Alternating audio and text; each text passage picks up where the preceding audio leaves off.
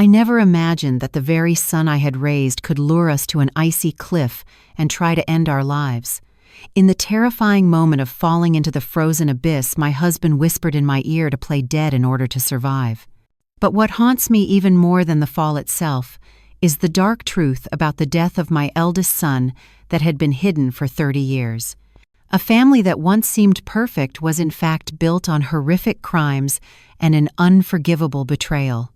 If you want to uncover this shocking and dramatic story, remember to like the video, subscribe to the channel, and leave a comment to share your thoughts.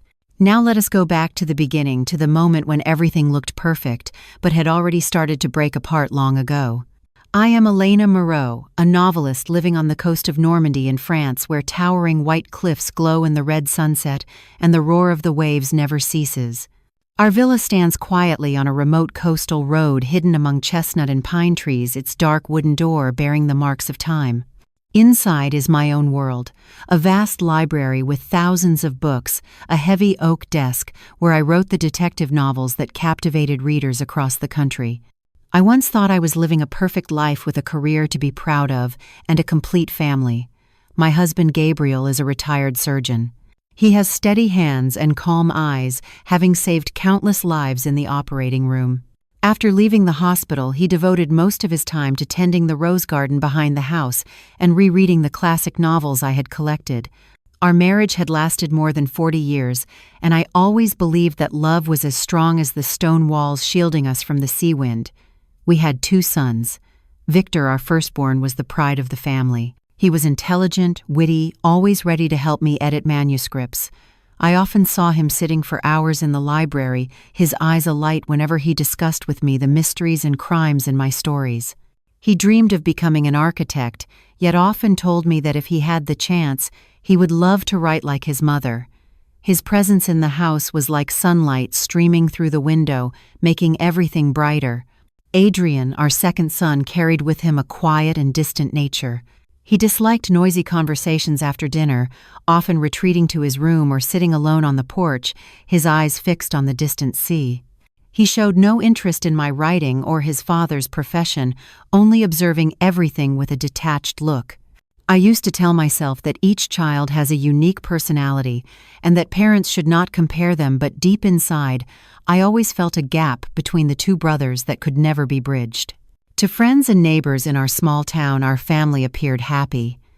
Every morning, Gabriel and I walked along the beach talking about old age and our dream of traveling across Europe while we still could.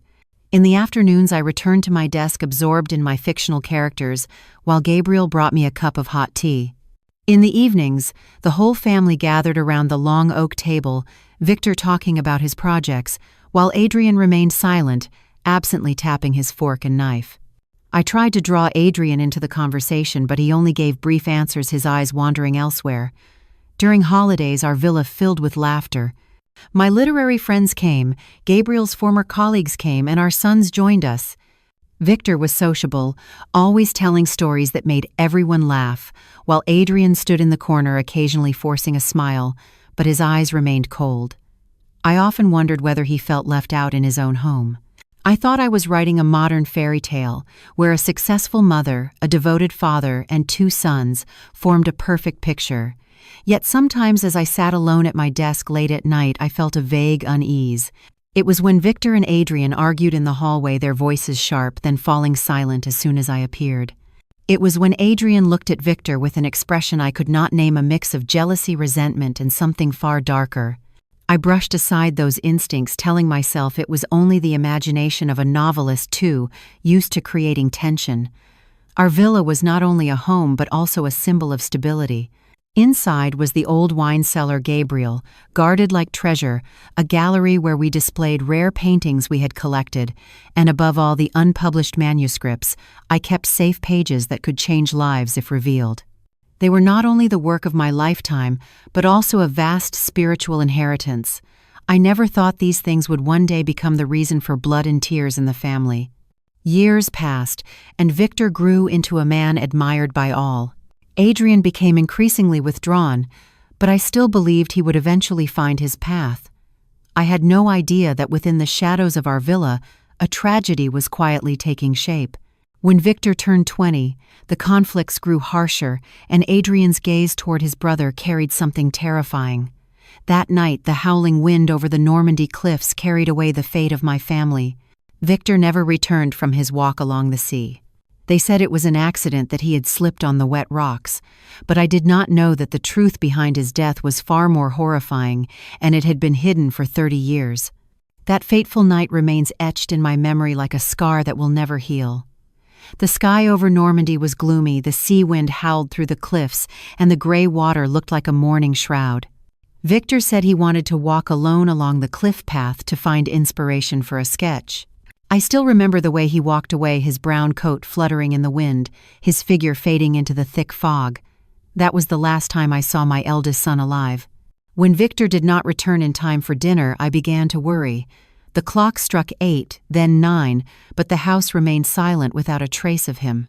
I called a few friends in town to see if anyone had seen him, but everyone shook their heads.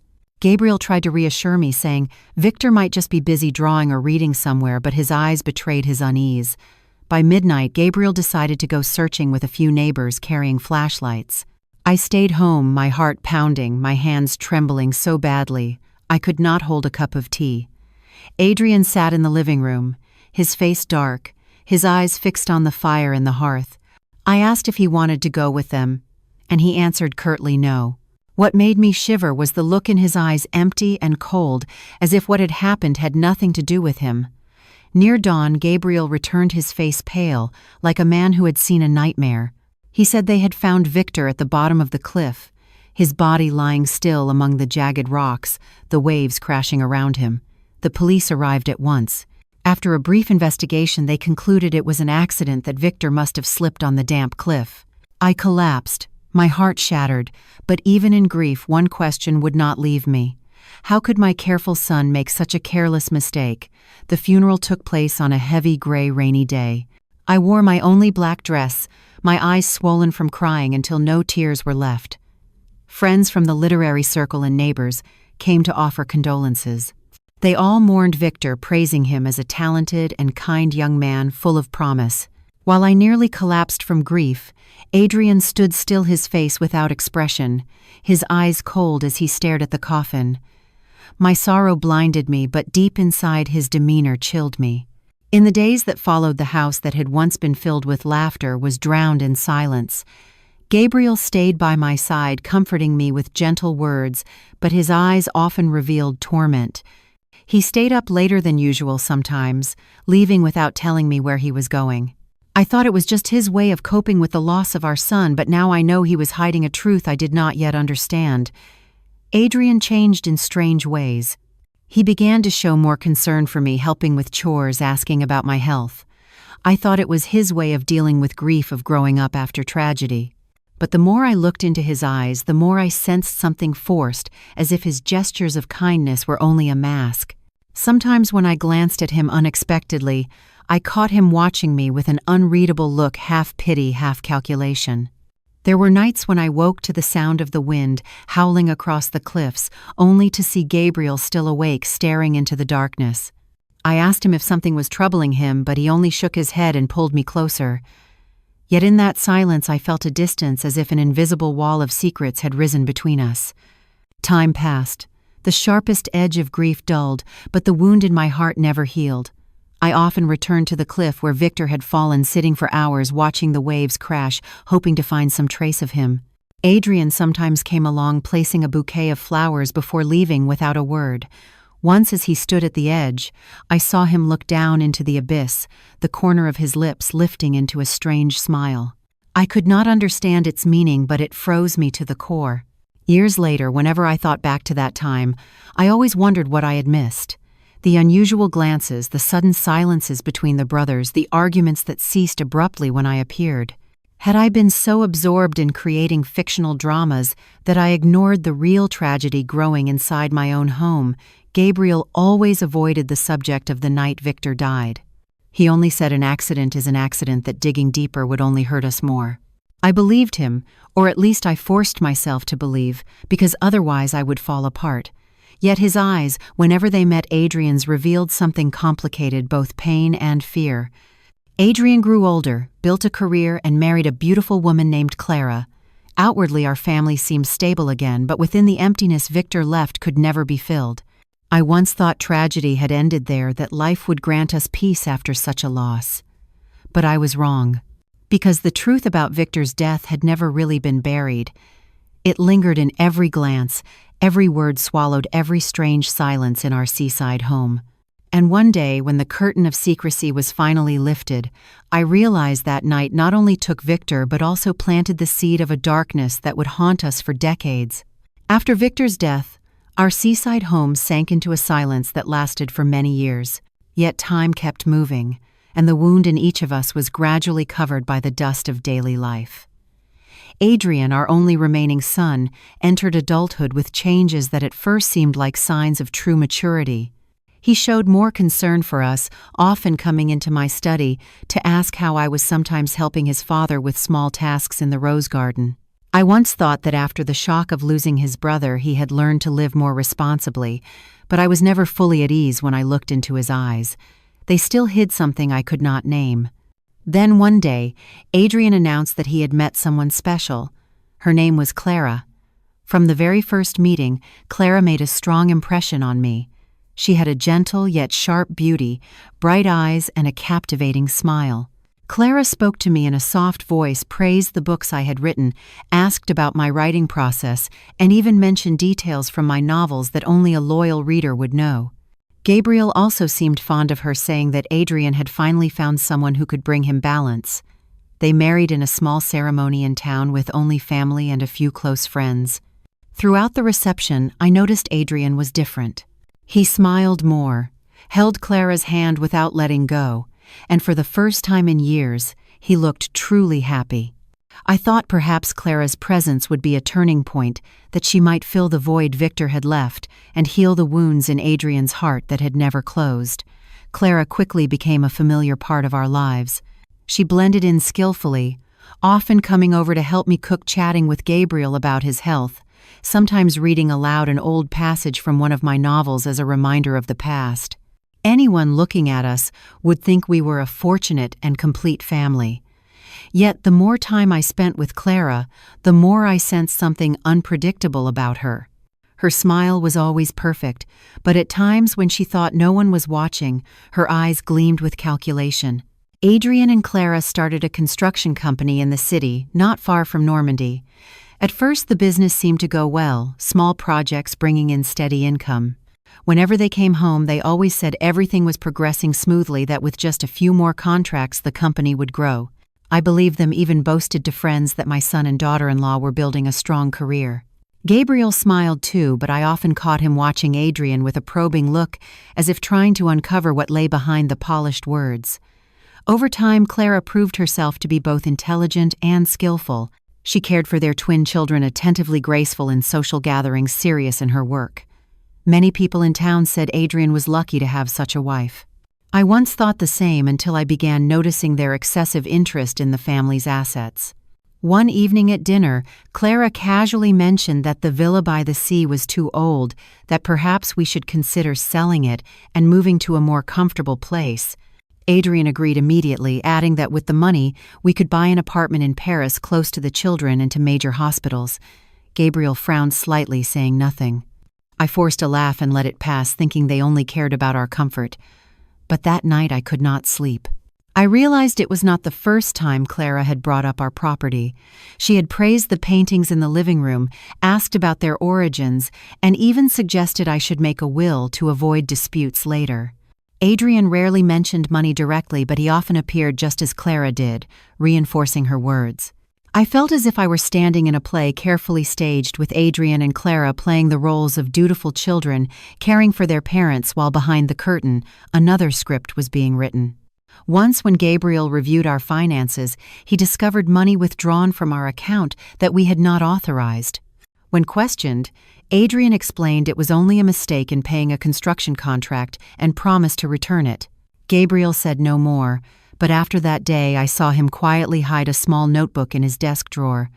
I did not ask, but my instincts told me Gabriel was keeping something from me.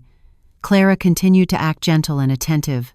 Whenever I doubted her, she confused me again with gestures that seemed filled with affection, like making me a cup of hot tea or giving me a scarf she claimed to have knitted herself.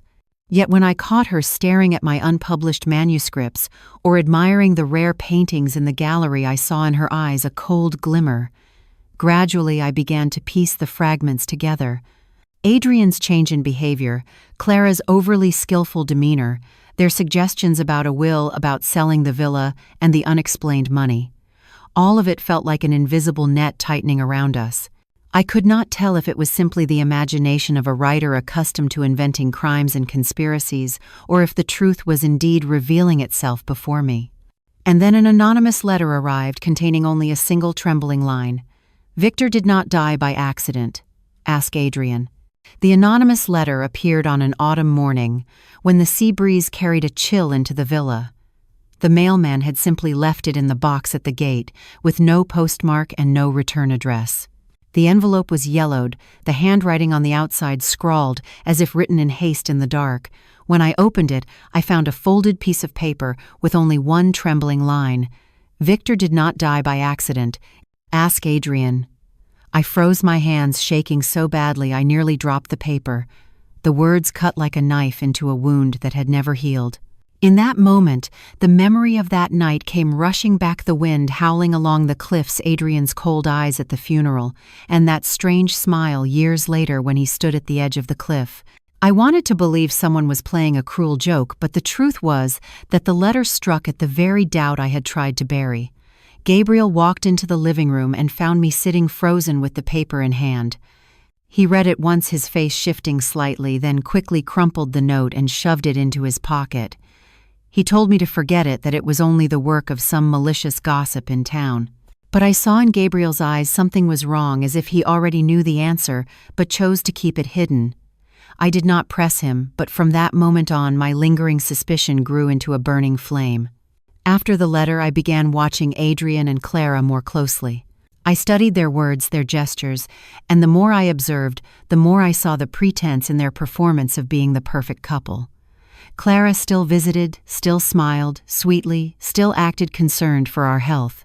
Yet when her eyes lingered too long on the paintings in the living room, or when she discreetly opened my desk drawer to glance at my manuscripts, I knew her concern was not for us, but for what we owned. Adrian was more cautious. He rarely spoke much, but whenever Clara mentioned inheritance, he nodded in agreement, his voice calm but firm. Once he even said directly that letting things remain as they were would only lead to disputes, that it was best we arrange the will to avoid trouble. I felt cornered, as though my life had become nothing more than prey in the schemes of my own son. Gabriel quietly began to investigate. I discovered he often went down to the wine cellar late at night carrying the small notebook he had once hidden. One night, when he fell asleep in his armchair, I secretly opened it. Inside were detailed notes of Adrian and Clara's debts, their failed attempts at bank loans, and large sums of money spent on construction projects that never existed. I could hardly breathe. All the polished words about a strong business were nothing but a facade. In truth, they were drowning in debt. I remembered their suggestions about selling the villa, about writing a will, and suddenly everything formed into a bleak picture. If they lost everything, our assets would be their only way out. I trembled at the thought that the anonymous letter might not have been a prank at all, but a real warning. One evening, when only the three of us sat in the living room, I asked Adrian about the night Victor died. I said that someone believed it had not been an accident. His face flickered for an instant, then returned to calm. He stared at me, his eyes deep and piercing, and gave a faint smile. He said people in town liked to make up stories, and that I should not let them trouble me. His calm voice chilled me more than the storm raging outside.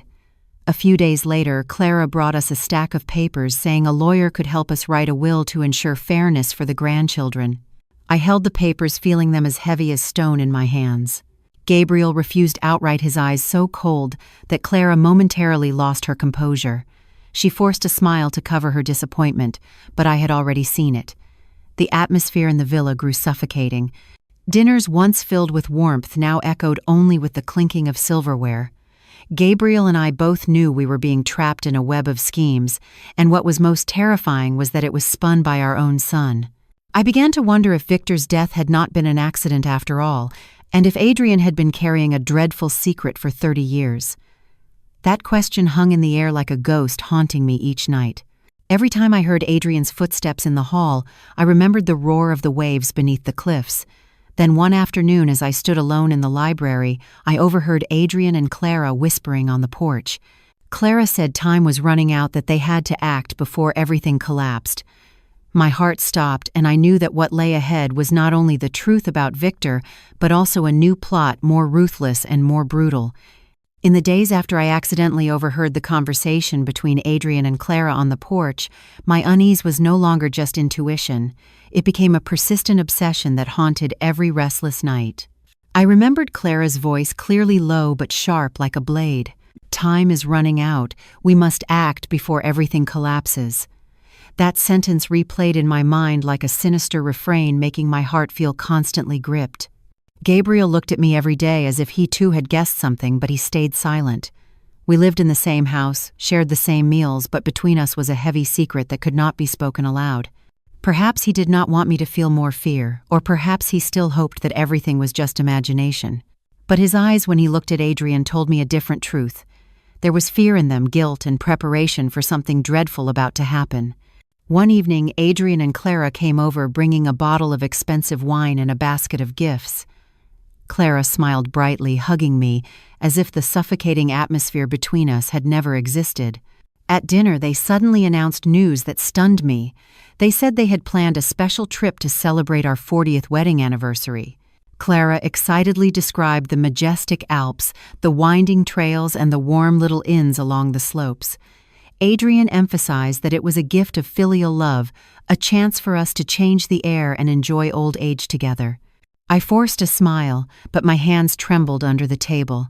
What I had overheard days before now blended with this proposal into a complete picture. This was the trap. I looked at Gabriel and saw him frown slightly, but he quickly hid it with a polite smile. We both understood but could not reveal it. That night, when the villa was quiet again, Gabriel pulled me close and whispered. He said he believed the trip was the very trap Adrian and Clara had mentioned. He told me we must not refuse, because refusal would only make them more cautious. On the contrary, this was our only chance to expose their plot. I trembled and asked if we were strong enough to resist. Gabriel squeezed my hand tightly, his eyes resolute. He said he would bring a special pen with a hidden recorder inside. If we could capture their confession, then the truth about Victor and their scheme to kill us could no longer be denied.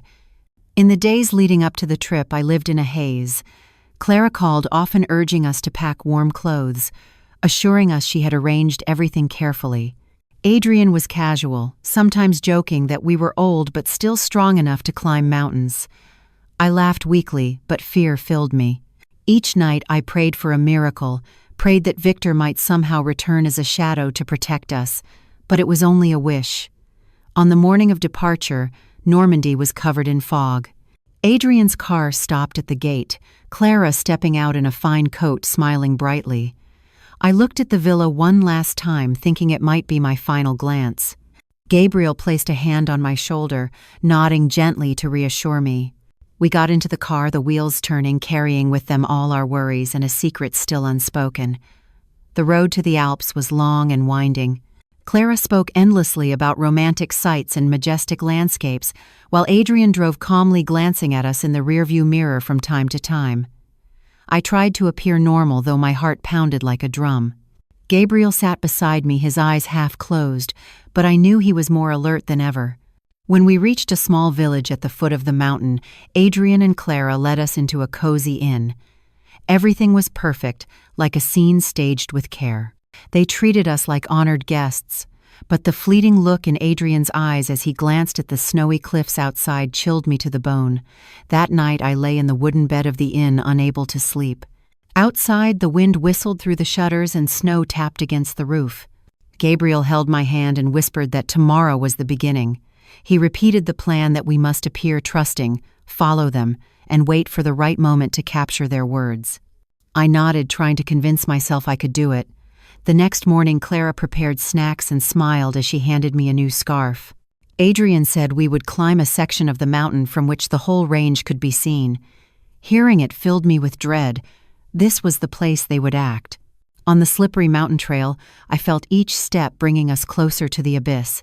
Adrian walked behind us, Clara beside us, pausing now and then to take pictures. I heard my heartbeat pounding in my chest while Gabriel remained calm. He gently squeezed my hand, as if to remind me we had to be strong.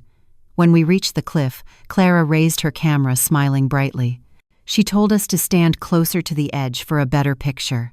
I instinctively stepped back, but Adrian's hand touched my back lightly, sending a shiver through me. Gabriel leaned close, whispering in my ear, his voice low but steady. "Be ready."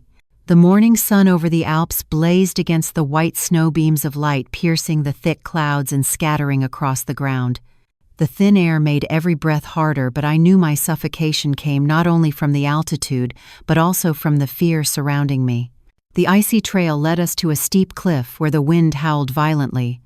Clara walked ahead, her laughter ringing brightly in the vast expanse, but to me it sounded like the echo of a funeral dirge. Adrian walked slowly behind us, his steps steady, his eyes occasionally glancing at me and Gabriel. Gabriel's hand gripped mine tightly, signaling me to stay calm. I nodded, forcing down my trembling. We had to play our roles or everything would end instantly. When we neared the cliff, Clara raised her camera with a radiant smile. She said it was the perfect place for an anniversary photo, the snowy peaks stretching endlessly behind us. I hesitated, stepping back, but Adrian stepped forward, placing his hand lightly on my back. That touch sent a chill through my blood. Gabriel leaned close, whispering into my ear, his voice low and firm. "Do not be afraid. Follow me." We stood at the very edge. The wind struck hard, threatening to sweep us into the abyss. Clara stepped back a few paces, lifting the camera, but in her eyes flashed a sharp glint. Adrian whispered almost too softly for anyone but us to hear. "This is the right moment. We have to end it." I felt Adrian's hand press against my back. In that instant, Gabriel shouted quickly into my ear, "Fall. Play dead. Do not move." And then, as if it had all been planned, he pulled my hand sharply, and together we plunged downward. The shock hit as our bodies tore through the air, the wind shrieking in my ears, then the brutal crash into a bank of snow that nearly knocked me unconscious. The icy powder soaked through my clothes, blood seeping from my arm where I struck the ground. I wanted to cry out to move, but remembering Gabriel's words, I bit my lip and lay still. Footsteps echoed above us, then Clara's voice rang out, clipped and cold. "It is done. They will never wake again." Adrian gave no reply, only the sound of heavy breathing, then both of them walked away. When the footsteps faded, Gabriel stirred. He turned to me, blood dripping from a wound on his forehead, but his eyes were burning bright. He whispered, "Do not speak. We must wait." I nodded, tears sliding down my face, unsure if from pain or fury. We lay there for a long time, listening to the wind howl and the snow crackle. Then Gabriel slowly sat up, pulling from his coat the special pen. He unscrewed the cap, revealing the tiny recorder hidden inside. A faint smile crossed his lips, his voice hoarse. "I recorded enough. Every word they said is proof." My trembling hand touched his. "Does that mean the truth about Victor's death?" He nodded, his eyes heavy. I knew I had suspected for so long, and today we have the answer. We decided not to return to the inn right away. If Adrian and Clara discovered we were still alive, they would surely come back to finish it. Gabriel led me along a narrow, hidden trail down to a small valley where there was a ranger station. Each breath felt like a knife from both my wounds and the agony of the truth. In my mind, Victor's image appeared, his youthful stride, his bright laughter. I remembered the darkness in Adrian's eyes all those years, the moments Clara lingered over our possessions. Now it all connected into one undeniable conclusion. Adrian had killed Victor. And now he and Clara wanted to finish us too, to seize everything. As the sun dipped behind the mountains, we found an abandoned hut. Gabriel bandaged my wounds with a strip of cloth, then carefully tucked the recorder into his inner pocket. His eyes were resolute. "We cannot let them think it is over. We must wait for the right moment. We must return with the truth." I clasped his hand, feeling strength flow through me from his rough palm. I whispered, "We will do it. For Victor. For ourselves." Yet at that very moment a chilling question crossed my mind. If Adrian and Clara came back to make sure, would we have the strength to survive again? Outside, the wind-roared darkness swallowed the mountains.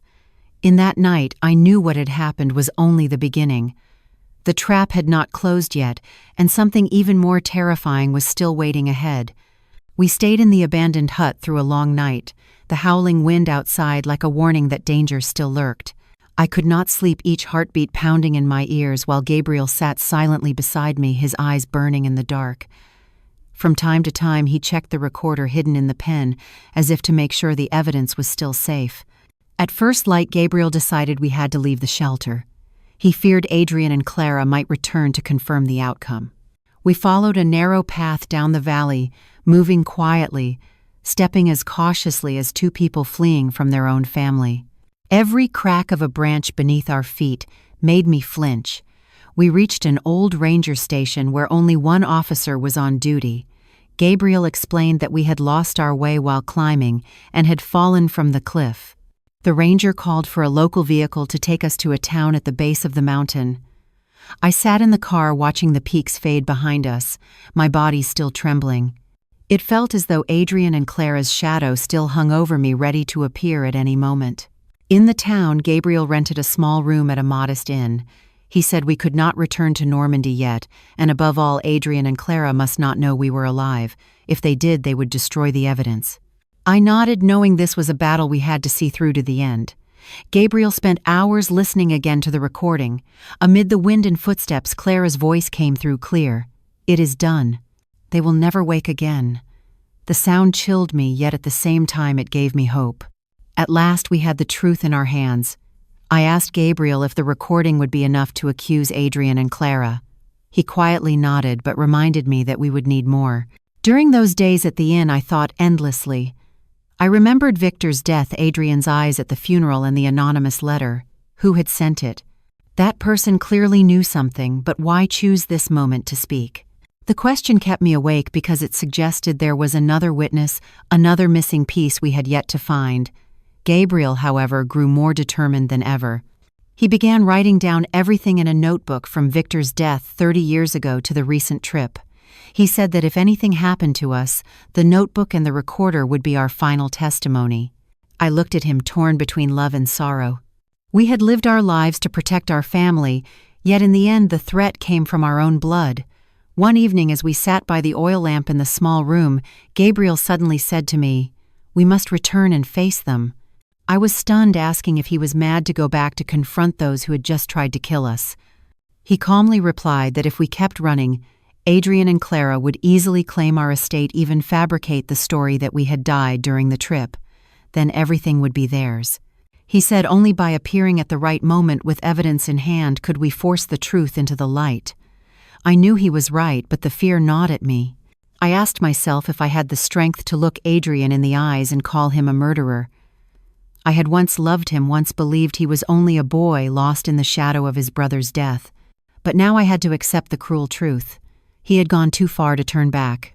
The next day, Gabriel contacted an old friend-in-law, arranging a secret meeting in Paris. We left the inn, traveling on small trains, avoiding attention. I stared out the window, the landscape blurring past, wondering if we still had enough time to expose everything. In Paris, Gabriel's friend listened to the recording and sat in silence for a long time. He said it was important evidence, but to truly convict, more financial proof was needed, records of Adrian and Clara's fraud and deception.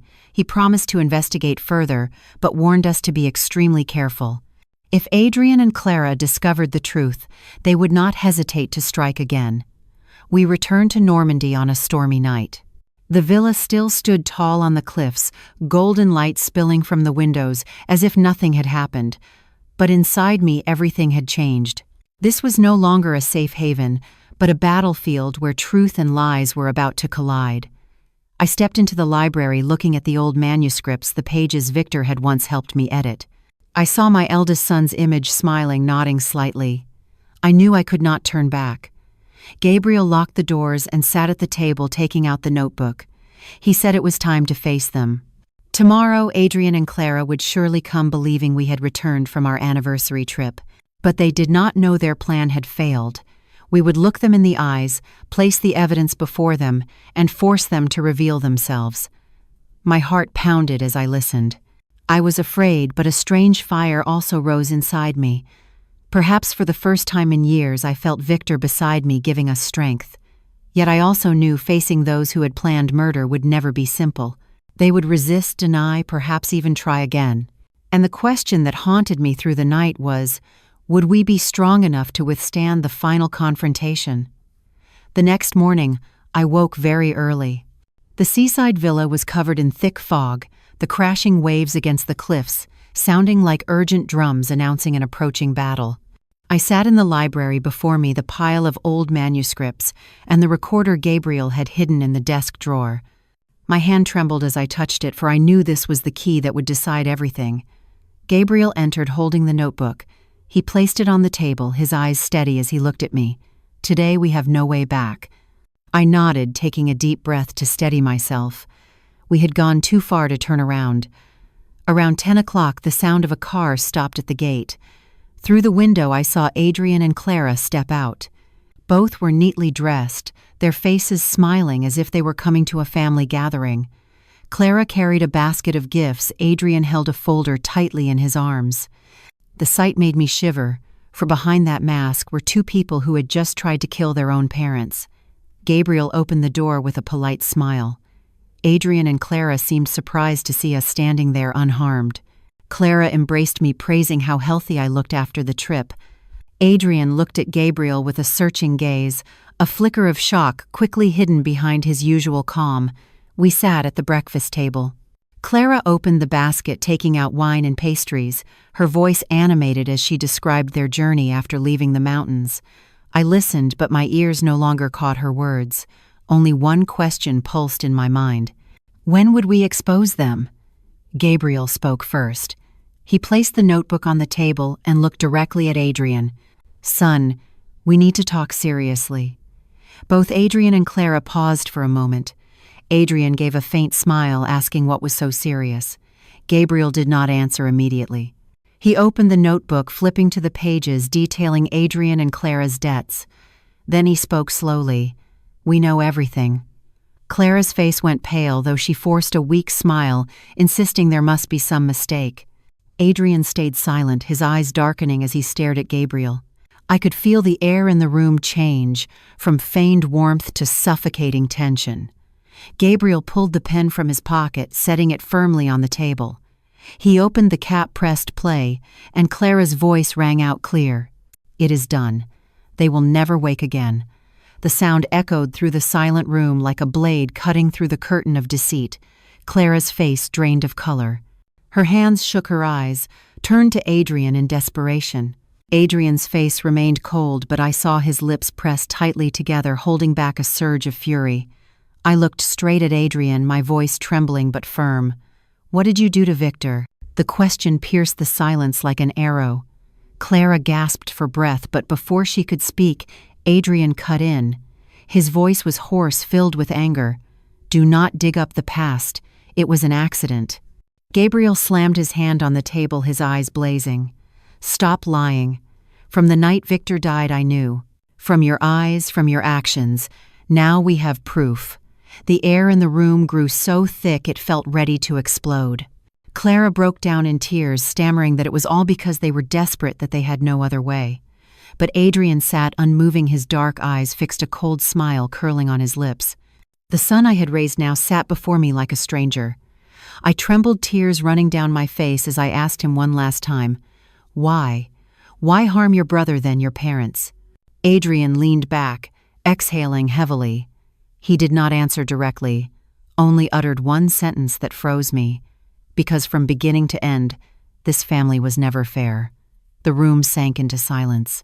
I felt everything collapse around me, yet deep in Adrian's eyes, there was still something hidden I could not fully grasp. Gabriel's gaze remained unyielding, his hand firmly on the notebook and recorder. He knew this fight had only just begun. Outside, the sea roared, and the cliffs stood tall, silent witnesses to everything. I realized that although we had dragged the truth into the light, Adrian had not bowed his head. In his eyes still burned another plan, a scheme not yet revealed. And I knew our family's nightmare was far from over. After the accusation was spoken, the room fell into a deadly silence. The sound of the sea crashing against the cliffs outside was like pounding drums, each beat counting down to an inevitable explosion. Clara sat trembling, tears streaming down her face, while Adrian leaned back in his chair, his eyes cold and piercing into us. Gabriel placed both hands on the table, his voice low but firm. "You cannot escape anymore, Adrian. The truth is clear and the evidence is enough. If you have any conscience left, confess and end this now." Adrian burst into laughter, a harsh sound echoing through the library. That laugh sent chills down my spine. He was no longer the son I had raised, but a completely different man full of hatred and danger. He leaned forward, his voice hissing through his teeth. "Do you think a clumsy recording and a few numbers in that notebook can destroy me? Everything can be denied, everything can be turned into lies."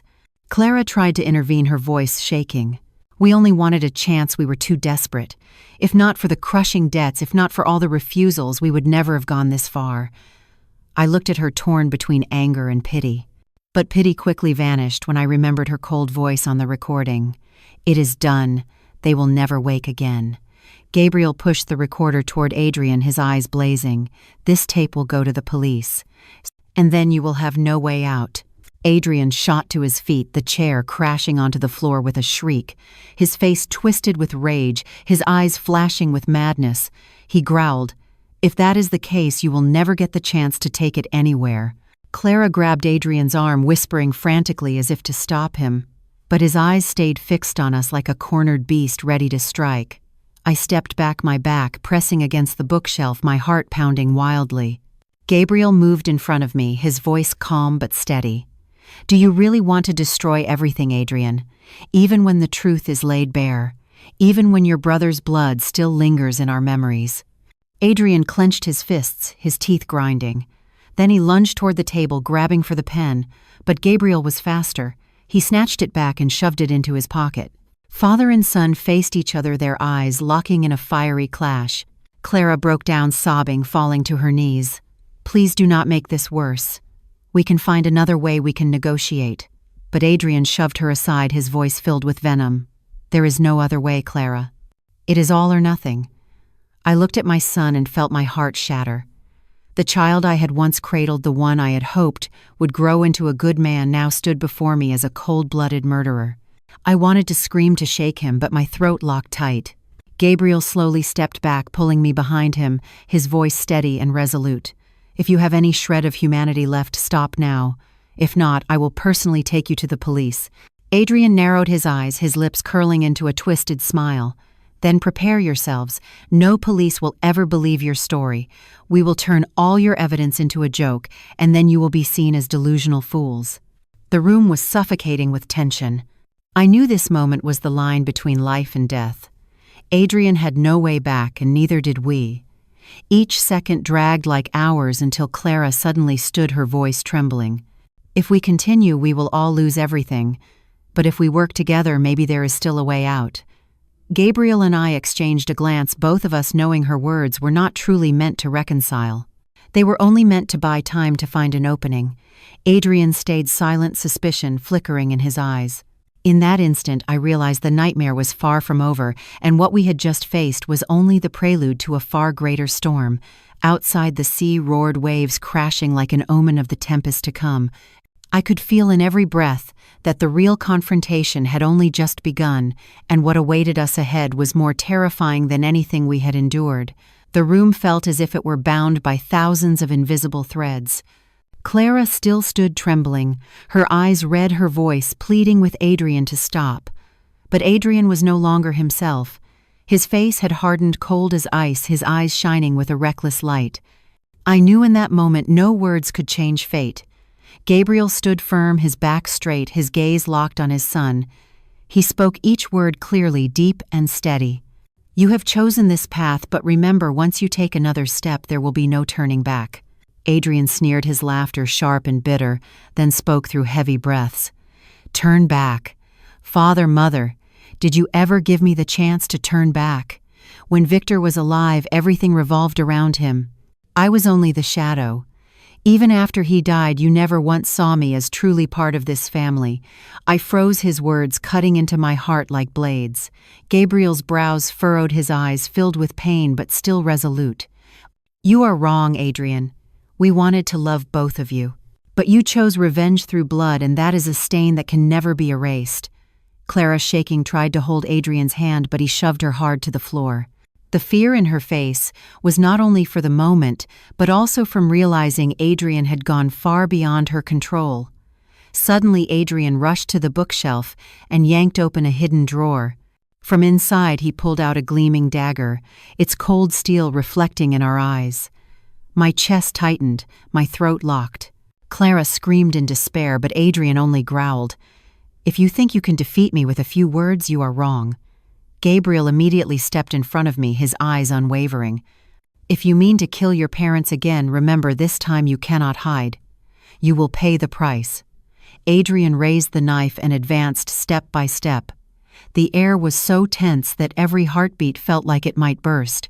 Clara crawled to him, clutching at his leg, sobbing, "Stop, Adrian, stop, I beg you." But he shoved her aside coldly, his eyes lifeless. In that moment, Gabriel suddenly pulled the recorder from his pocket and held it high. He shouted, "Every word you just said has been captured. The police will know everything." Adrian froze for a second, his eyes flashing with shock. Then his face twisted with pure fury. With a roar, he lunged at Gabriel. I screamed, but Gabriel stayed calm. He twisted aside, sending Adrian off balance, the knife plunging into the wooden table, splintering it apart. In the chaos, Clara rushed in, trying to wrench the knife away, but Adrian was too strong, shoving her back to the floor once again. I ran to Gabriel, clutching his arm as we backed toward the door. Gabriel gripped my hand tightly, his breath ragged but his eyes fixed on Adrian. He whispered firmly, "We must get out of here now." Adrian yanked the knife free, his eyes bloodshot. He snarled like a beast cornered. "If you try to leave, then no one will survive today." Those words shook the entire villa. Clara broke down in sobs, begging desperately. But Adrian no longer listened. He was nothing but a monster consumed by hatred and greed. Gabriel stepped back, never breaking his gaze. "If this is your choice, then be prepared for the consequences." The air thickened, each second slicing into us like blades. I knew the confrontation had reached its most dangerous point. And as Adrian stepped forward again, the knife flashing in his hand, I knew we had reached the final edge. Outside, the sea thundered, and the wind screamed like nature itself was crying out.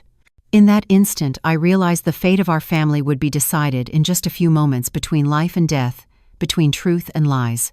And in Adrian's eyes, I saw not only rage, but also a secret still unspoken, something that could change everything. The villa shook with the sound of wind and crashing waves, as if nature itself were witnessing this brutal confrontation. Adrian stepped slowly forward, the gleaming knife in his hand, reflecting the light, his eyes bloodshot with madness.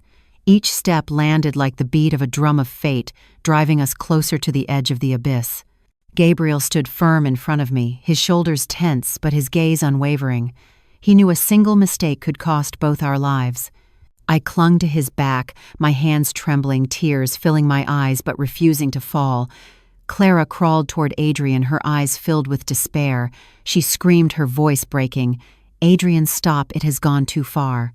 But Adrian did not look at her. His eyes locked only on his parents, as though all the hatred built up over years had found its moment to erupt. Gabriel raised the recorder high, his voice steady. "Everything you have said is recorded, Adrian. There is no escape. Drop the knife and face the truth." Adrian stopped, his eyes flashing strangely. Then he laughed, a harsh, rasping laugh that echoed through the room. "Do you think you know the whole truth? Do you think only Clara and I were involved in Victor's death?" My heart pounded violently. Gabriel stiffened, a flicker of unease in his eyes. Adrian continued, his voice thick with rage. "No father, mother. Victor's death was not only an accident nor only my fault. Someone else knew, someone else hid it. And that person was you, Father." The words struck like thunder out of a clear sky. I turned to Gabriel, my face pale. He stood frozen, his eyes dark, his lips pressed tight. "Gabriel, is it true?" I whispered. He did not answer. His eyes dropped, his hand trembling. Adrian roared, his eyes blazing. "I saw you there the night Victor died. You were on the cliff. You did not stop him. You let it happen. And then you placed all the blame on me." Gabriel gripped the recorder tightly, his voice hoarse. "You do not know everything, Adrian. That night I was there, but I could not save him. Victor slipped before I could reach him. I stayed silent because I feared the truth would destroy this family. I feared you would carry the stain forever. I trembled, my heart tearing apart. For years Gabriel had hidden it from me, from Adrian, from everyone. But in that silence, Adrian had grown up with doubt and resentment until it consumed him and turned him into the monster before me. Adrian screamed, raising the knife, lunging at Gabriel. In the chaos, Clara cried out and threw herself between them, clinging to Adrian's arm. The blade slashed across Gabriel's arm, blood seeping through. I screamed, rushing to hold him. Adrian struggled, Clara clung, but he shoved her down again. His face twisted with fury as he shouted, "It is all your fault, Father. All of it. If you had not stayed silent, if you had told the truth, I would never have become this." Gabriel gasped, his eyes brimming with tears. "I was wrong to stay silent. But you are more wrong to let hatred kill your conscience." Adrian faltered for a moment, the knife still in his hand but his eyes wavering. For a second, a battle flickered inside him, but then fury swallowed it whole. He shouted, lifting the knife high. Gabriel shouted back, "If you kill us today, you will lose everything. No inheritance, no honor, only a lifetime in darkness behind prison walls." The air thickened, choking us.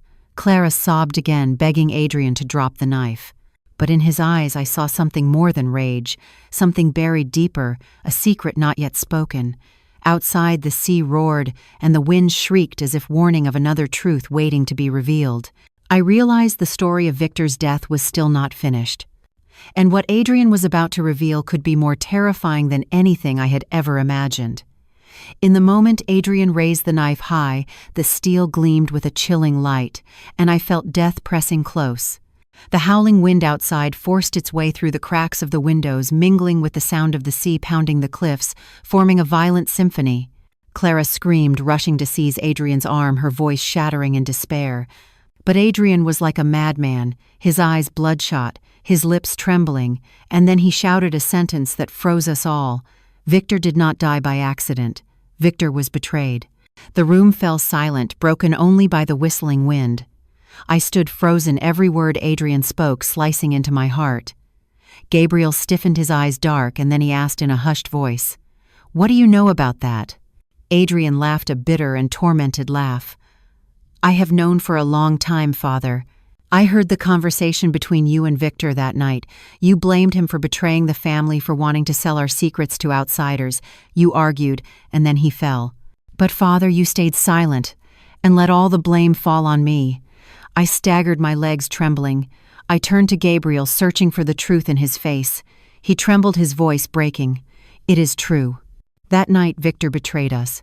He wanted to sell the inherited land to outsiders to leave this family. I tried to stop him," we argued, "and he lost his balance.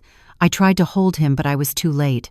Tears streamed down my face, not only for the loss, but for the lies that had endured for years.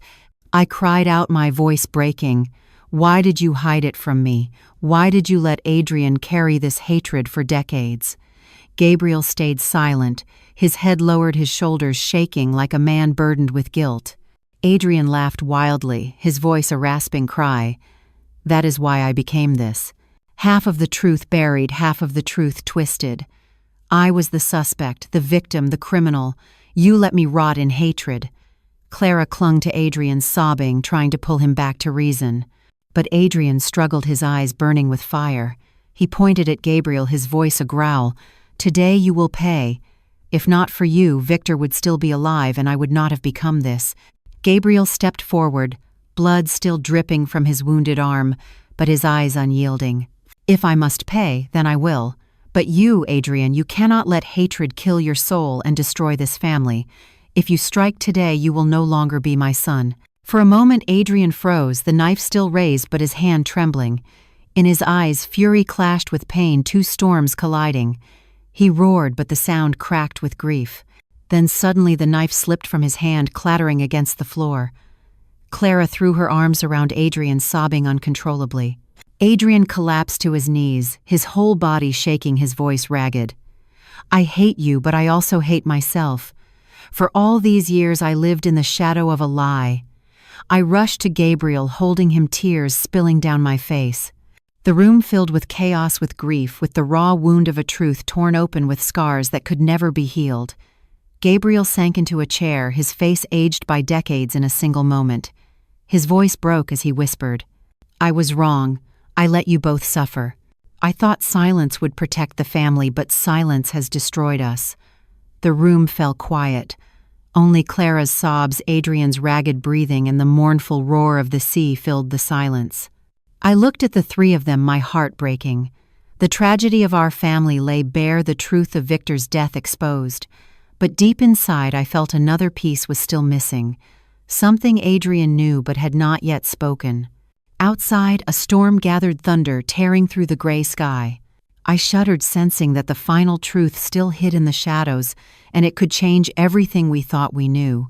The storm outside seemed to blend with the storm within the villa, as the truth surfaced yet still left missing pieces. Adrian knelt on the floor, his shoulders trembling in despair. Clara held him, her tears falling like rain. Gabriel sat motionless, his eyes bloodshot, his gaze drifting as if reliving that fateful night 30 years ago. I stood silent, my heart torn apart, filled with pain, anger, and sorrow. Through the howling wind, Adrian lifted his head, his voice hoarse. "But do you know, Victor did not just want to sell the land. He wanted to leave us all. He had planned to run away with someone else, abandoning the family, abandoning me." I was stunned and asked in a trembling voice, "Someone else? Who?" Adrian gave a bitter smile, his eyes hollow. I heard the name. "A close friend of Victor, someone who promised him a new life. And Father, you knew this. You hid it to protect the family's honor." Gabriel lowered his head, his hand clenching so tightly it drew blood. He admitted, "Yes, Victor betrayed us not only with property but with loyalty. He wanted to abandon us. I stayed silent because I feared that truth would destroy you and tear apart what little we had left." Tears streamed down my face. Another truth was revealed, and this time it felt like the final blade piercing my heart. Everything I once believed, everything I once tried to protect now lay in ruins. Adrian cried out, his voice full of bitterness, That is why I became like this. Half the truth buried, half twisted. I was the suspect, the victim, the criminal. You let me rot in hatred." Clara clung to Adrian, sobbing, trying to pull him back. But I knew the wounds in my son's heart were too deep to heal with tears alone. Gabriel stepped closer to Adrian, blood still dripping from his arm but his voice steady. "If you hate me, take it out on me. But do not destroy yourself any further. Let me end this tragedy." In that moment, I saw something change in Adrian's eyes. The rage subsided, replaced by an unnameable sorrow. The knife lay on the floor, no longer a threat but a symbol of all the tragedies that had consumed us. Adrian's shoulders slumped, his whole body collapsing in Clara's arms. No more shouting, no more violence. Only the sound of rain beating hard against the glass as though sending off the last of the secrets. Gabriel sank down, his face aged by decades in a single moment. His voice was heavy with remorse. "I was wrong when I stayed silent. I let the truth destroy each of you. I thought silence would protect this family, but silence killed us." I cried, holding my face in my hands. In that pain, I understood one thing. The truth, no matter how cruel, is still better than lies. Silence is never the solution. It only plants the seed for greater hatred and tragedy. That night, the villa was filled with the sound of rain and sobs. Yet within that endless grief, I felt a faint spark of light. Perhaps this was the beginning of release, the start of a new path, even if paved with sorrow. Our family's story is not only a tragedy about a hidden death, but also a harsh lesson about truth and silence. When we bury the truth to protect fragile illusions, we plant the seeds of greater disaster. The truth can wound and cause loss, but it is the only path to keep souls and families from being destroyed by hatred. Adrian became a man consumed by darkness, not only because of his own mistakes, but also because of Gabriel's silence, because of the fear of facing the truth. And I, as the witness, learned that sometimes the greatest courage is not in hiding, but in admitting. If this story touched your heart, please take a moment to like the video, subscribe to the channel, and leave a comment about your thoughts. Every subscription and every comment from you is the motivation for us to continue sharing meaningful stories about family, love, and truth. Let us share this story so that more people can listen, reflect, and draw valuable lessons from this tragedy.